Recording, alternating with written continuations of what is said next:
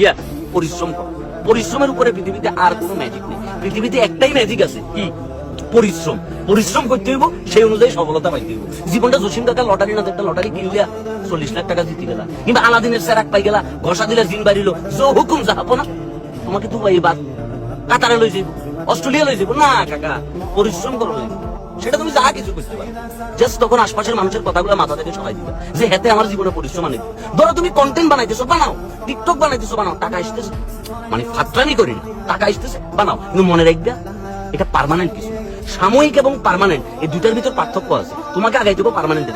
ধরো আমি কন্টেন্ট বানাই দিছি, টাকা আসতেছে, কিন্তু দিন শেষে আমার কিন্তু ব্যবসা আছে। ওইটা আমার মূল খুঁটি, যে সোশ্যাল মিডিয়া বন্ধ হয়ে গেছে, প্যারা নাই, আমি আমার ব্যবসা করি, পরিশ্রম করুন, কামলা দিব, আম বেচমু, জাম বেচমু, রস বেচমু, কোনো প্রবলেম নাই। দিন শেষে তোমার শক্তি তুমি, দিন শেষে তোমার এনার্জি তুমি, দিন শেষে তোমার পরিশ্রম তোমাকে করতে হবে।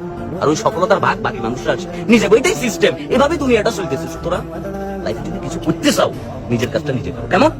আর এই ফ্রি জ্ঞানটা ভালো লাগলে বাকি বন্ধু বান্ধবদের সাথে শেয়ার করো। বাকি বন্ধু বান্ধব যারা ডিপ্রেশনে আছে, কাঁথার তলি বসি ইলন মাস্ক হওয়ার স্বপ্ন দেখতেছে, না ভাই এত সোজা না।